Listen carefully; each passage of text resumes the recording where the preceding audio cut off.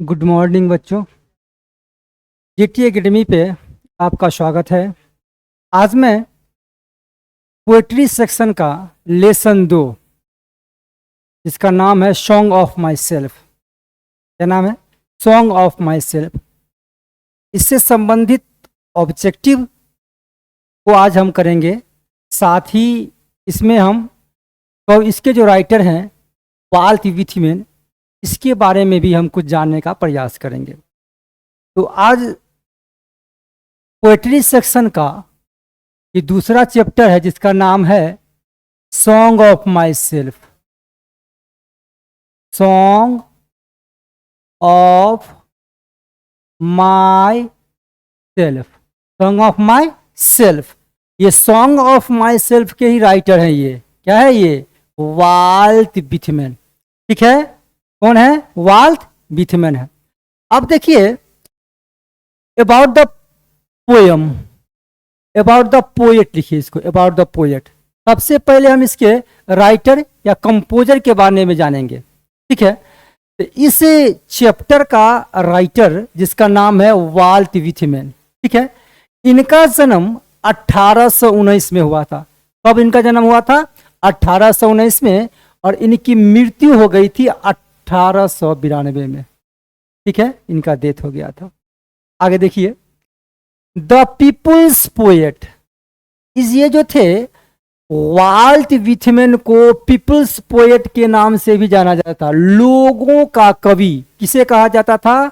Volt विथमैन के। ये objective में क्वेश्चन आ सकता है कि किन्हें वो पीपुल्स पोएट कहा जाता था। तो आंसर वाल्ट विथमैन होगा। ठीक है, is perhaps the most individualistic literary figure that America has ever produced। देखिए, ये वाल्ट विथमैन के बारे में कहा जा रहा है कि वाल्ट विथमैन साहब ने शायद अमेरिका में जितने भी राइटर हुए उनमें से सबसे ज्यादा ये इंडिविजुअलिस्टिक जो है, व्यक्तिगत रूप से लिटरेरी फिगर थे, सबसे ज्यादा ये क्या हुए? फेमस हुए साहित्य की दुनिया में। वाल्ट विथमैन साहब इतने फेमस और परिचित हुए कि शायद उतना प्रसिद्ध अमेरिका के इतिहास में दूसरा राइटर हुआ ही नहीं। ठीक है, आगे है ही बिगेन। क्या लिखा हुआ है यहाँ पे? ही बिगेन। ही बिगेन का मतलब क्या आ गया? ही माने हुए कौन? Walt Whitman. शुरू किए क्या चीज? Working as a carpenter. ये इनके जीवन का ये शुरुआती दौर के बारे में चर्चा किया गया है कि शुरुआती दौर में ये वाल्ट विथमैन साहब जो थे ना, वाल्ट विथमैन शुरुआती दौर में इन्होंने कार्य करना शुरू किया था एज ए कारपेंटर। एक बढ़ई के तौर पर इन्होंने अपनी जीवन की शुरुआत करी थी। किसके तौर पे? बढ़ई के तौर पे। कब? Before his 12th birthday. मतलब क्या? 12 वर्ष के पहले ही। 12 बर्थडे मतलब क्या हो जाएगा? 12वां जन्म दिवस, 12वां जन्मदिन। कहना तो 12वां जन्मदिन, अर्थात कहने का मतलब है जब इनका उम्र 12 साल का हुआ ना, तो किसी भी कारण बस 12 साल की उम्र से पहले ही उनपे किसी न किसी कारणवश पारिवारिक की जिम्मेवारी आ गई। ठीक है, जिसके कारण ये क्या किए? बहुत ही कम उम्र में इन्होंने काम करना शुरू कर दिया था।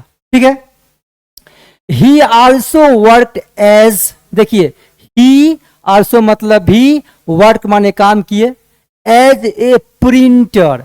उन्होंने कारपेंटर के तौर पे तो काम शुरू ही किया था। किसके तौर पे? कारपेंटर के तौर पे काम शुरू किया। और उसके साथ साथ उन्होंने प्रिंटर का भी काम किया, टीचर का भी काम किया, एडिटर का भी काम किए, और वॉलेंटियर स्वयंसेवक का भी काम किया। ठीक है, एडिटर में संपादक होता है, ये मीडिया वाला में, प्रेस में भी काम किए थे। इनको जिम्मेदारी के कारण बहुत सारे दौर से गुजरना पड़ा, तो कई तरह के काम इनको करना पड़ा था। उसका देखिए, volunteer nurse during the civil war. ये सिविल वार समझते हैं? सिविल वार का मतलब क्या होता है? शीत युद्ध, गृह युद्ध। सिविल वार के दौरान ये क्या किए थे, वॉलेंटियर नर्स के रूप में काम किए थे। जो युद्ध हुआ था उस युद्ध में जाकर के ये क्या स्वयं सेवक के तौर पे ये काम भी किए थे। ये Whitman first published it at his own expense. देखिए इनका बेचारा का दुर्भाग्य देखिए, जब ये कविताएं की रचना करना शुरू कर दी ना, रचना करना शुरू कर दिया, लिखना शुरू कर दिए, तो ये इनका जो ये कविताएं होती थी कोई भी पब्लिशर इनको लेना नहीं चाहता था। तो पहली बार जो है ना इन्होंने अपना पहले पैसा कमाया, पैसा कमाने के बाद अपने पैसे पर अपना पैसा खर्च करके ये क्या किए थे, ये अपना पैसा खर्च करके पहली बार जो है ये पब्लिश कराए थे, प्रकाशित करवाए थे। क्या चीज, अपना कविता। कब, तो 1855 में। कब, तो 1855 में। ऑब्जेक्टिव में क्वेश्चन आ सकता है कि विथमैन साहब ने किस ईस्वी में अपने पैसे दे करके उन्होंने अपना क्या किया था, पहला एडिशन को क्या किया था, पब्लिश किया था। तो 1855 में। ठीक है, यहां देखिए इन 1881 में आफ्टर मेनी एडिशन।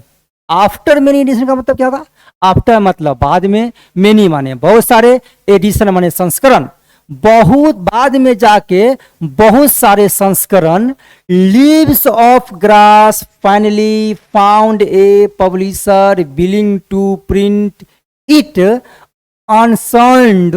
ठीक है, देखिए बाद में जाकर आफ्टर मेनी एडिशन, कई सारे संस्करण के बाद लीव्स ऑफ ग्रास, ये लीव्स ऑफ ग्रास किनके द्वारा लिखा गया था, इन्हीं के द्वारा लिखा गया था। किनके द्वारा, वाल्ट व्हिटमैन के द्वारा।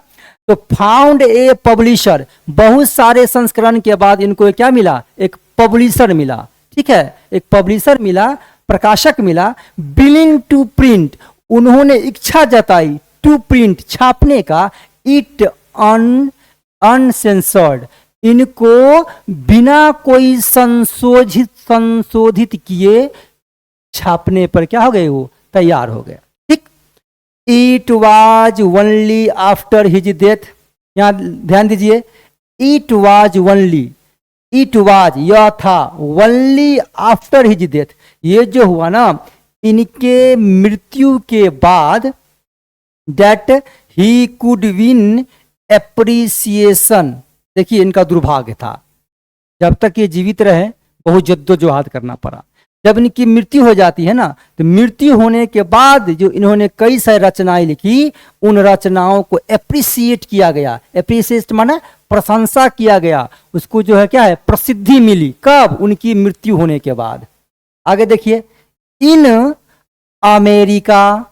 अमेरिका में for his original and innovative expression, innovative का मतलब नया, नए, ठीक है, अभिनव शुद्ध हिंदी में, एक्सप्रेशन ऑफ अमेरिकन इंडिविजुअलिज्म। ठीक है ना, तो America for his original, America में जो है ना इनका जो होता अभिनव, नए जो इसका एक्सप्रेशन था, नया इनका क्या था, एक्सप्रेशन मतलब किसी चीज को, कविता को राइटिंग के माध्यम से रखने का, एक्सप्रेस करने का जो माध्यम था ना, ऑफ अमेरिकन इंडिविजुअलिज्म, वह अमेरिका में इस तरह से जो कोई व्यक्तिगत रूप से नहीं रख पाया। आगे, हिज इंपोर्टेंट वर्क्स, हिज माने उनका, इंपोर्टेंट मतलब महत्वपूर्ण, ये वर्क्स है। देखिए वर्क माने काम, इसमें एस लगा है, एस, तो वर्क्स का मतलब होता है लेख। लेख समझिए, या इसको ऐसे ये समझिए, साहित्यिक लेख या साहित्यिक काम। ठीक है, हो गया। His important works include leaves of grass. ठीक है, इनका जो महत्वपूर्ण लेख है ना, वो इंक्लूड है, शामिल है, किसमें, लीव्स ऑफ ग्रास में है, जो 1855 में प्रकाशित हुई थी।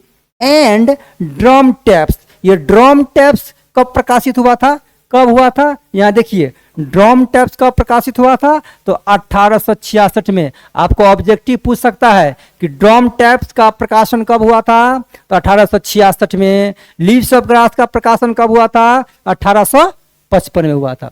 ठीक है, ये अबाउट द पोएट जान गए हम लोग।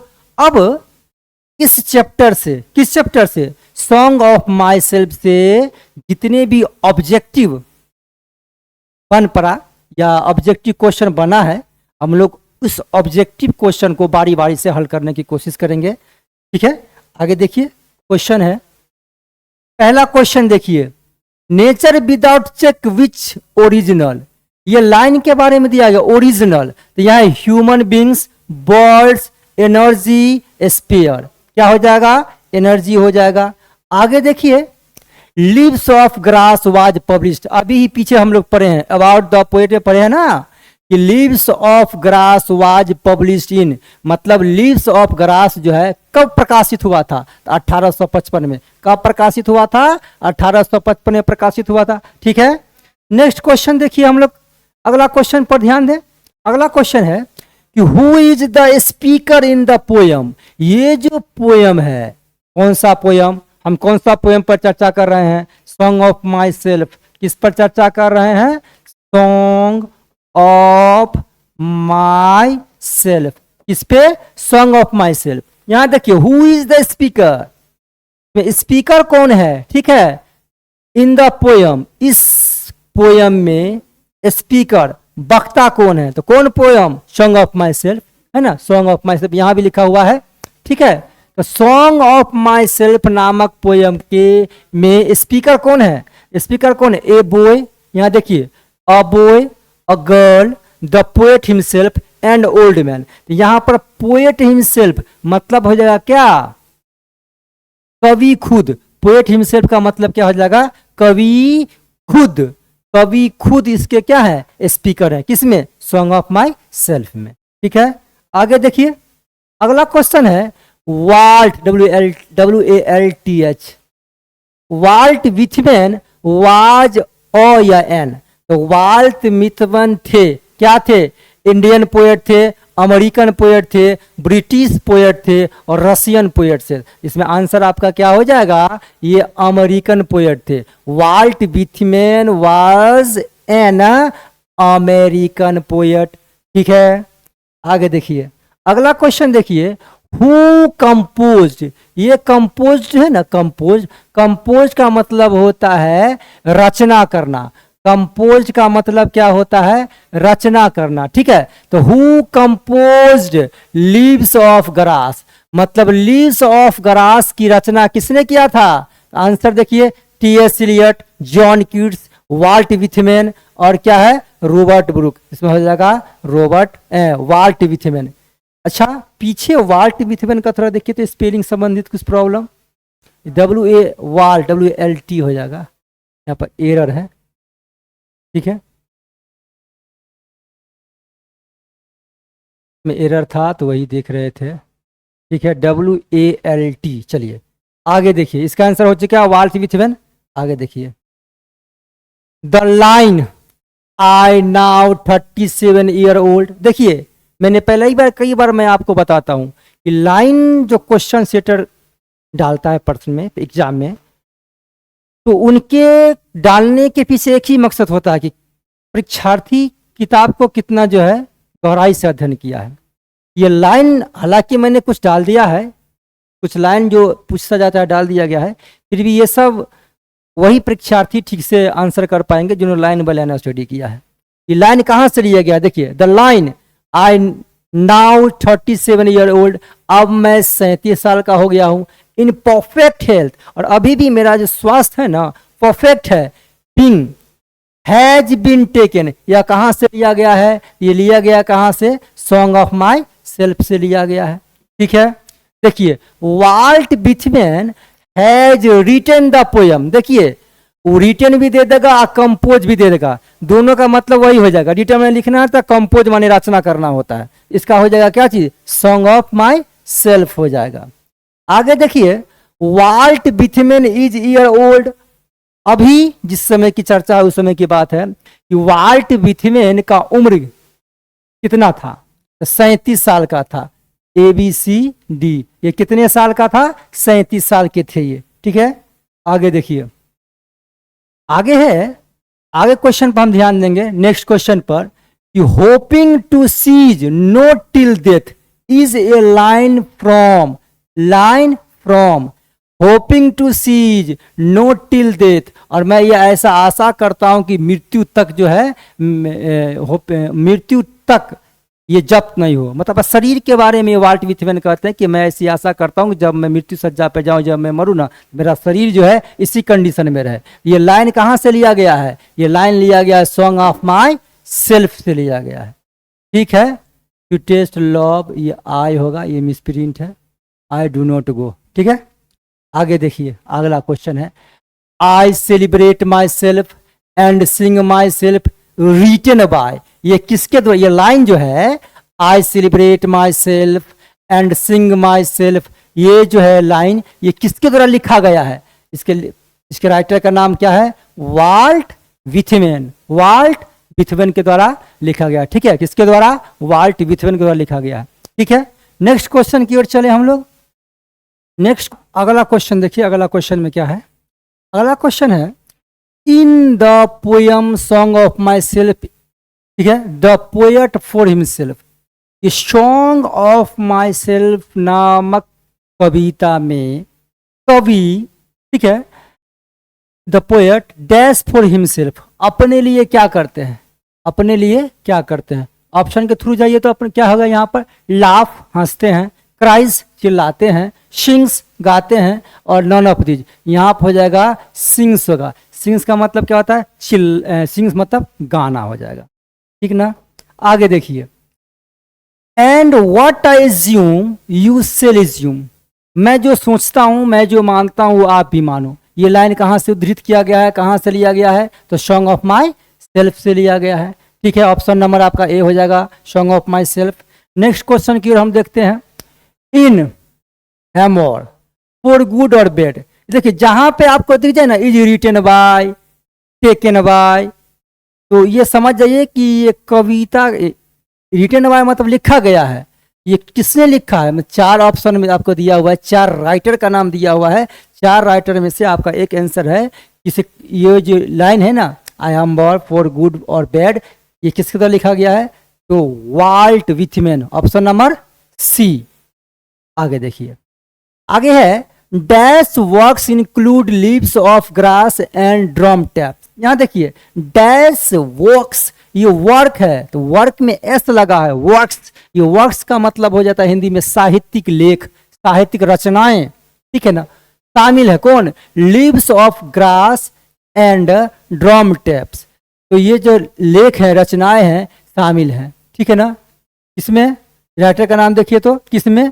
तो वाल्ट विथमैन्स है, एपोस्ट्रोफी एस है, वाल्ट विथमैन्स वर्क। देखिए यहाँ Walt Whitman's work, Walt Whitman का साहित्यिक लेख या रचनाएं इंक्लूड, शामिल है किसमें? Leaves of Grass and Drum Taps में। ठीक, आगे देखिए, अगला क्वेश्चन देखिए क्या है, I permit to speak at every hazard is taken from. देखिए यहाँ पर मैं बताया था, टेकन फ्रॉम आ गया ना, टेकन फ्रॉम मतलब लिया गया है, मतलब उद्धृत किया गया है। ये किस, कहाँ से लिया गया है, कौन चैप्टर से लिया गया है, ये डालना रहता है। ये कौन चैप्टर के बारे में हम लोग पढ़ रहे हैं? सॉन्ग ऑफ माई सेल्फ से। ये जो लाइन है I permit to speak at every hazard, ये लाइन जो है कहाँ से लिया गया है, किस चैप्टर से लिया गया है? सॉन्ग ऑफ माई सेल्फ से। किससे लिया गया है? सॉन्ग ऑफ माई सेल्फ से। ठीक है, आगे देखिए, अगला क्वेश्चन की ओर देखिए, यहां है आगे देखिए, आगे क्या लिया हुआ है? देखिए आगे है वाल्ट विथमैन, क्या लिखा है? Walt Whitman work as a volunteer nurse in, Walt Whitman एक स्वयंसेवक नर्स के रूप में काम किए थे। कौन सा वार में, कौन सा युद्ध में? एक सिविल वार हो गया था उस समय, उसी सिविल वार में ये वाल्ट विथमैन ना एक स्वयंसेवक के रूप में जाके वहां क्या किए थे? काम किए थे। राइट, आगे देखिए, आगे देखिए तो क्या कहता है? आगे देखो, अगला है कि आई celebrate my self, I celebrate myself and sing my self.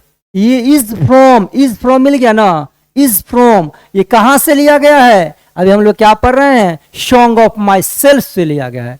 ठीक है, अगला क्वेश्चन देखिए, हु रोट, किसने लिखा? For every atom belonging to me as good belonging to you, मतलब मेरे शरीर में बहता हुआ खून का हर एक कतरा वैसा ही है जैसा कि तुम्हारे खून में है। ठीक है, ये स्टेटमेंट किसका है? इसका ये स्टेटमेंट है, तो वाल्ट विथमैन ऑप्शन नंबर बी हो जाएगा। फिर देखिए आगे है, आगे देखिए तो क्या लिखा है, Walt Whitman was born in, मतलब वाल्ट विथमैन का जन्म कब हुआ था? पीछे ही बताया गया था अबाउट द पोएट में, आंसर हो जाएगा बी। क्या हो जाएगा आंसर? बी। मतलब 1819 में वाल्ट विथमैन साहब का क्या हुआ था? जन्म हुआ था। ठीक है, आगे चलिए।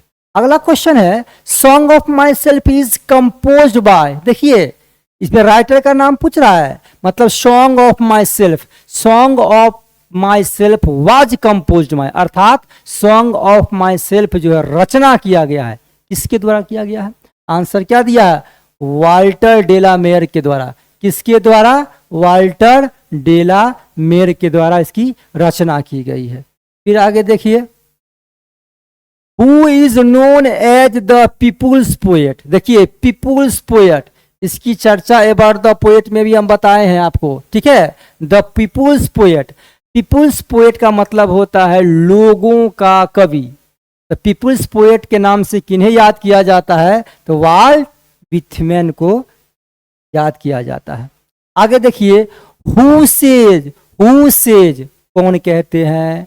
Every atom of my blood is the same in all human beings, माने every atom of my blood, मेरे खून का हर एक कतरा, ठीक है, इज द सेम, वैसा ही है कि जैसा कि हर एक ह्यूमन बींग्स, हर एक मानव जाति में होता है। ये स्टेटमेंट किसका है? कौन बोले थे? ये बोले थे वाल्ट विथमैन, ऑप्शन नंबर बी हो जाएगा। राइट, अगला क्वेश्चन की ओर चलिए। सॉन्ग ऑफ माई सेल्फ इज, ये जो कविता है ना, ये जो है सॉन्ग ऑफ माई सेल्फ, ये सॉन्ग ऑफ माई सेल्फ क्या है? एक लिरिक है, एक एपिक है, एक सोनेट है, और नन ऑफ दीज, इसका हो जाएगा लिरिक है। लिरिक, सॉन्ग ऑफ माई सेल्फ क्या है? एक लिरिक है। ठीक है, आगे चलिए। आगे है, my tongue every atom of my blood from this soil this air, ये जो है ये स्टेटमेंट किसका है? ये स्टेटमेंट किसका नहीं है, ये लाइन जो है ना किस कविता से लिया, कहां से लिया गया, किस कविता में उद्धृत है? तो ये है सॉन्ग ऑफ माई सेल्फ, ऑप्शन नंबर। ठीक है, आगे देखिए, आगे है अगला क्वेश्चन। चलिए आगे कुछ नहीं, ये 24 ठो ऑब्जेक्टिव क्वेश्चन है, और ये इसको ऐसा है कि आपको ये क्वेश्चन समझ में आया होगा। एग्जाम के पॉइंट ऑफ व्यू से इसको देखते रहिए, इसमें से क्वेश्चन अवश्य आएगा। फिर हम नेक्स्ट क्लास में मिलते हैं, अगले क्लास में। तब तक के लिए आप लोग मेहनत करते रहिए।